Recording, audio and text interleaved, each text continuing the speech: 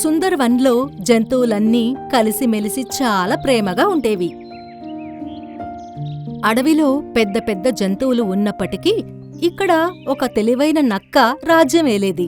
ఎందుకంటే దాని పేరులాగే అది తెలివైంది, అలాగే మంచి స్వభావం కలిగి ఉండేది. అరే ఓ పిచ్చికోతి, సుందర్వన్లో ఏంటి విశేషాలు? అక్కడి జంతువుల మధ్యలో గొడవలు పోట్లాటలు మొదలయ్యాయా లేదా? చూడండి, ఈ ఆలోచనని మీ మనసులో నుండి తీసేయండి. వాళ్ళ మధ్య ఎప్పటికీ గొడవలు రావు. ఎందుకంటే వాళ్ళ మధ్యలో తెలివైన నక్క ఉంటుంది కదా. తను చాలా తెలివైనది. అడవికి ఎటువంటి సమస్య వచ్చినా సరే తను తన తెలివిని ఉపయోగించి అన్నిటినీ పరిష్కారం కనిపెడుతుంది. అందుకే అడవి మొత్తం మీద తన రాజ్యం నడుస్తుంది. చాలు, ఇక ఆపు.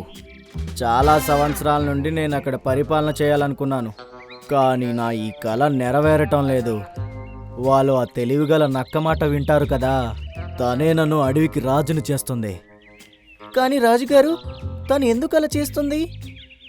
ముందు నువ్వు నా ఐడియా విను. ఇలా అని మహారాజు దానికి ఒక ఐడియా చెప్పాడు. తెలివిగల నక్క రోజు సాయంత్రం సమయంలో అడవి సరిహద్దుల్లో ఎవరైనా వేటగాడు వచ్చాడా లేదా అని చూడ్డానికి వెళ్లేది. ఆ రోజు కూడా తెలివిగల నక్క అక్కడికి వెళ్తే దాని దగ్గరికి కోతి ఏడుస్తూ వచ్చింది. చూడు నక్క, త్వరగా నాతో పద. అరే ఏమైంది? నువ్వు ఎందుకంత భయపడుతున్నావు? నక్క, మా అడవిలోకి ఒక భయంకరమైన ఏనుగు దూరింది. తను మా అడవిలో ఉన్న ఎన్నో చెట్లని నాశనం చేస్తుంది. కొన్ని జంతువులు తనని అక్కడి నుండి వెళ్ళిపోమని చెప్తే తను వాళ్ళని ఒక పొడుపు కథ అడిగింది. ఎవరైతే ఆ పొడుపు కథకి సమాధానం ఇవ్వలేదో తను వాళ్ళని చంపేసిద్ది. అలాగే తను ఏమంటున్నాడంటే, ఏదైనా జంతువు తన పొడుపు కథకి సమాధానం ఇచ్చాడంటే తను మా అడవిని వదిలేస్తుంది, లేదంటే తను అక్కడి నుండి వెళ్ళదంట. ఇంకా ఇలానే జంతువులన్నీ చంపుకుంటూ పోతుందంట. ఇది చాలా విచిత్రమైన విషయం. నాకు పూర్తి నమ్మకం ఉంది తన పొడుపు కథని నువ్వు చెప్పుతావని. ఎందుకంటే నువ్వు చాలా తెలివైన వాడివి. దయచేసి నువ్వు నాతో పద, లేదంటే తను మన అడవి మొత్తాన్ని నాశనం చేస్తుంది. సరే, నేను వస్తాను. తెలివిగల నక్క వెంటనే దాంతో బయలుదేరింది. కాని ఎప్పుడైతే అది అడవి మధ్యకి చేరుకుందో దాని కాళ్లకి ఒక తాడు తగులుకుంది. ఇంతలోనే దాని పైనుంచి ఒక పంజరం పడింది. అరే, ఈ పంజరం ఎక్కడి నుంచి వచ్చింది? ఇంతలోనే అక్కడ పక్కనే దాక్కొనున్న మహారాజు నవ్వుతూ బయటికొచ్చాడు. దొరికాడు. చివరికి నేను నిన్ను పట్టుకున్నాను తెలివిగల నక్క. అంటే దీని అర్థం ఇదంతా నీ ప్లాన్ అనమాట. అవును, ఇది మా ఇద్దరి ప్లాన్.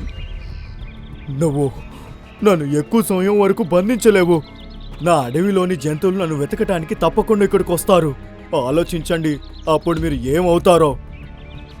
వెతకటానికి రావాలంటే ముందు నువ్వు వాళ్ళకి కనిపించాలి కదా. దాని మాట విని తెలివిగల నక్కకి ఏం అర్థం కాలేదు. ఏ నక్క, కాస్త బయటికి రా. అప్పుడే అక్కడికి తెలివిగల నక్కలా కనిపించి ఇంకో నక్క వచ్చింది. దాన్ని చూసి తెలివిగల నక్క ఆశ్చర్యపోయింది. ఈ రోజు నుండి తను నీకు బదులుగా అడవిలో ఉంటుంది. ఇంకా అప్పుడు నా ప్లాన్ ని నెరవేరుస్తుంది.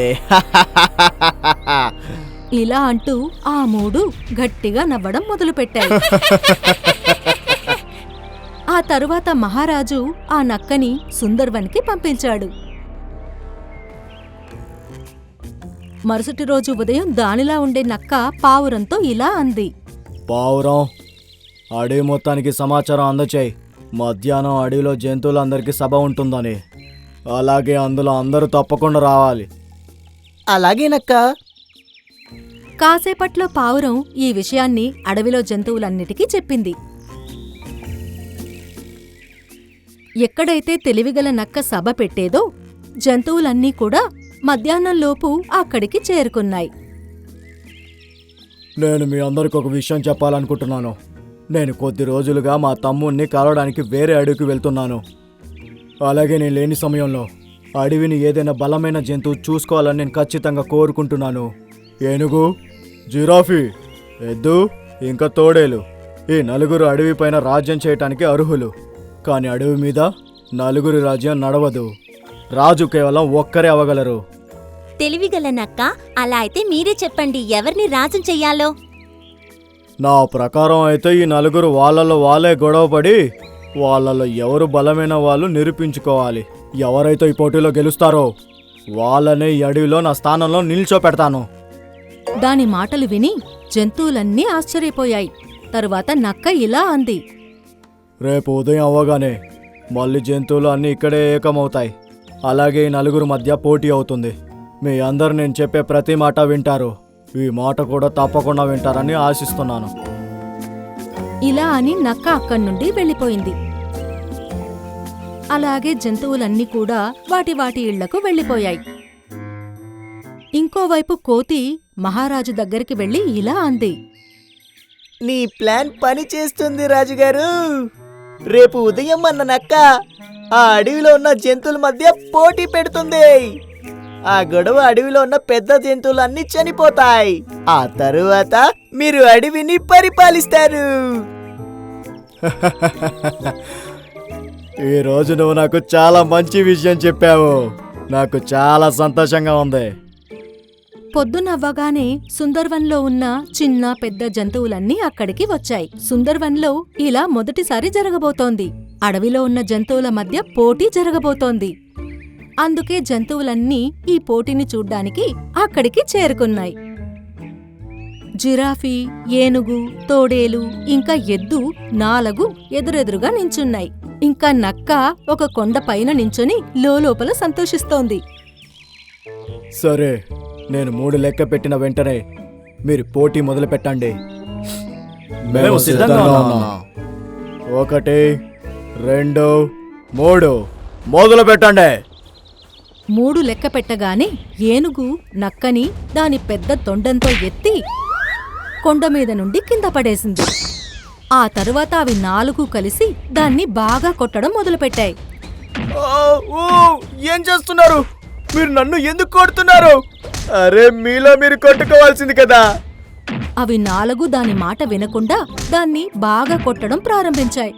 మిగతా జంతువులన్నీ కూడా సంతోషించాయి. ఇంకా చప్పట్లు కొట్టడం కూడా మొదలుపెట్టాయి. ఎప్పుడైతే నక్కకి చనిపోయే పరిస్థితి వచ్చిందో అప్పుడవి శాంతించాయి. మీరు నన్ను కొడతారా? అది కూడా ఈ నక్కని?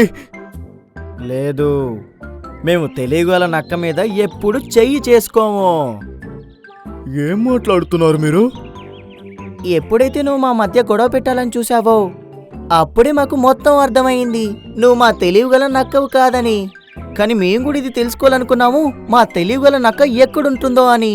అందుకే సాయంత్రం పౌరం నీ వెంట వచ్చింది. ఆ తరువాత తను నువ్వు ఇంకా కోతి మాట్లాడే మాటలు అన్నీ వినింది. అలాగే మేము మా నిజమైన తెలివిగల నక్కను కూడా విడిపించుకున్నాము. అప్పుడక్కడికి తెలివిగల నక్క సంతోషపడుతూ వచ్చింది. మీరందరూ చాలా తెలివిగల వాళ్ళు. అలా ఎందుకంటే వీళ్ళు నా ప్రతి మాట వింటారు. అలాగే నేను వాళ్ళకి ముందే చెప్పి పెట్టాను, నేనున్నా లేకపోయినా మీరు ఎటువంటి గొడవలు ఎప్పుడు పడకూడదని. అలాగే అడవిలో ప్రేమగా ఉండండి. నువ్వు వీళ్ళని గొడవ పడమని చెప్పావు. అదే నువ్వు చేసిన పెద్ద తప్పు. అందుకే నువ్వు పట్టుపడ్డావు. అయ్యో, ఏంటి నా దరిద్రం! ఇప్పుడు ఇంకా నేను లేచి నడవలేను కూడా. నీ సమస్యను నేను పూర్తిగా పరిష్కరిస్తాను. ఇలా అంటూ ఎద్దు నక్కని కాల్తో గట్టిగా తంతే అది ఆకాశంలోకి ఎగిరిపోయింది.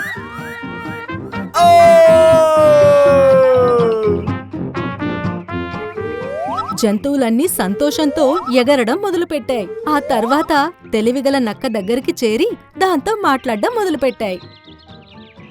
పక్కనున్న వాళ్ల సంతోషం చూసి ఈర్ష్యపడే వాళ్లకి ఎప్పటికీ మంచి జరగదు.